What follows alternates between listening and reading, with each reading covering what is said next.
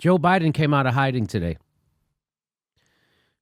Joe Biden came out of hiding. It rhymes. I couldn't even say rhymes. I almost unrhymed rhyme. Rams. It rams.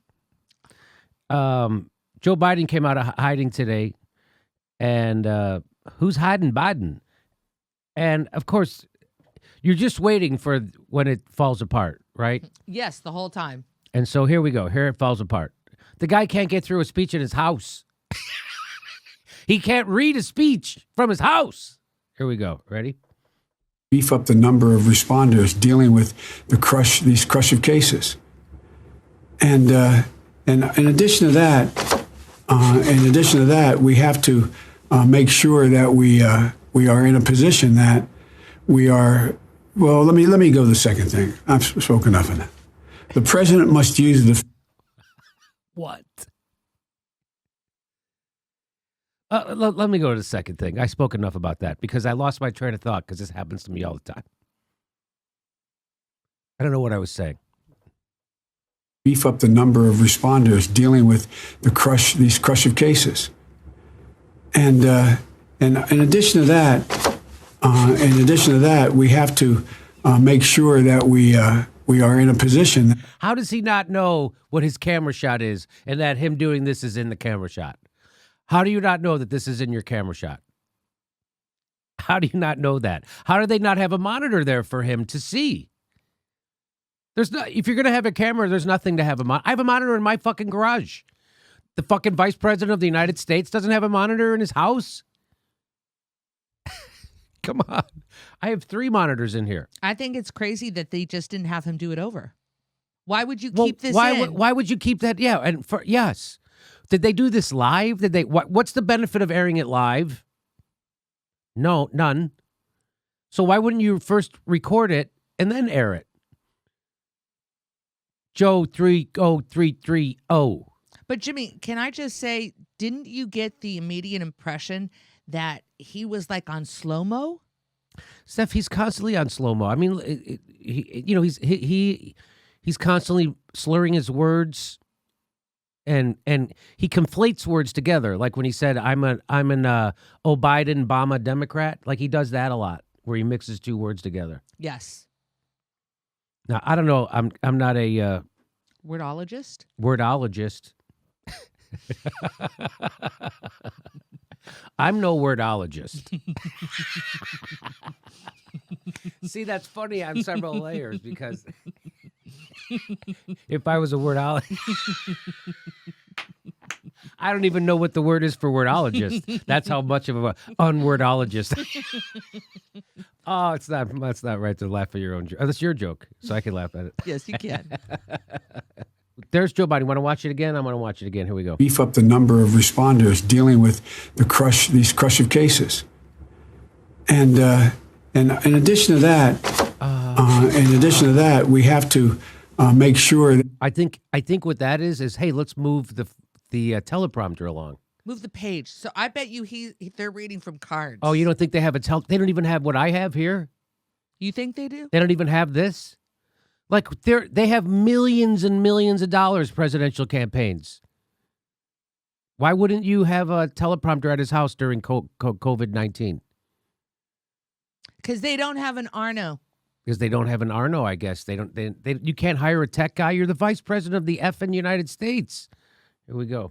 We are in a position that we are. Well, let me go to the second thing. I've spoken enough of that. The president must. Super casual. It's not like he's in the middle of a conversation with someone else. He's giving his own speech. You know what? Enough of that. I can't explain it. That's kind of what he just did. Enough of what? Enough of that. I can't explain. I don't know what I'm saying. Use the Defense Production Act. Beef up the. So there you go. There you go. No, you watched the whole thing? You watched his whole speech? Yes, I did. I didn't. I just watched that part. Tell me about it.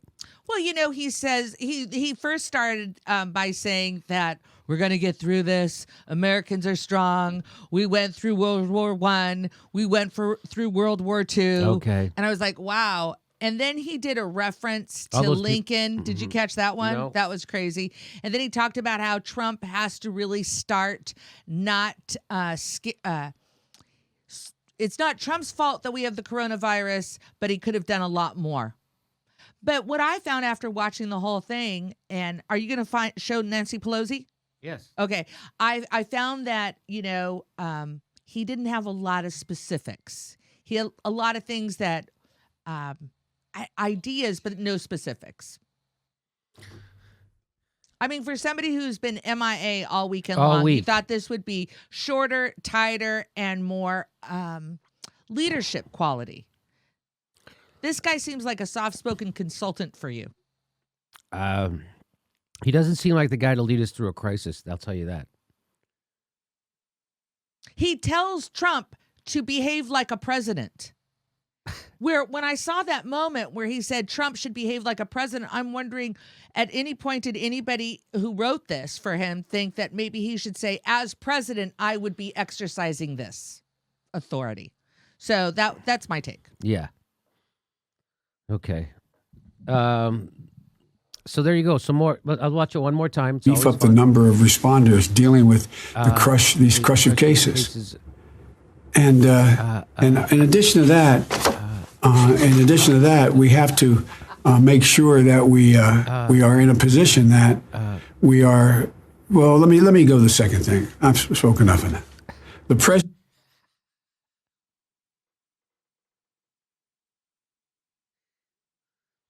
That'll never get old. You know what? Let me go. My time's up. He wanted to say that. My time's up. Yes. Oh shit! We're not in a debate. I'm giving a speech. Hey, I know you're not supposed to laugh at people with mental conditions, right? But the reason why I think it's okay here is because they're trying to pull one over on us. Like, that's not a guy struggling with dementia and he's asking for our help or something. That's a guy who the establishment is trying to cram down our throats as a capable leader in apocalyptic times. That's why it's okay to make fun of it. That's why it's okay, because it exposes how ridiculous he is as a candidate. It exposes how ridiculous foisting this demented death rattle on us as an antidote to Donald Trump. And yeah, so that's why it's okay. And it's nuts that Tulsi endorsed him. It's just nuts. It's just nuts. You know, I went to the DNC. I went to the convention in 2016, and I saw how it works. I saw what happened, right? And it came out that Bernie had a non-aggression pact with the Clinton campaign, and Robbie Mook was using Bernie's emails to send his delegates emails saying, don't make a ruckus after the convention and let it go smoothly for Hillary. And then when they walked out, and they turned the lights off on them, and they took credentials away from them, and they did everything they could to Bernie's delegates, and it felt tough for us, right? Because we didn't feel like he was doing enough for us. And so I got a real sobering look at how that works. I already been let down. So I know you would think that I wouldn't let it happen to me again. But I did. Hey, this is the part where I tell you where our live shows are, but there aren't any. And then I would tell you to go join our premium, but nobody has a fucking job. So why don't you just enjoy the video?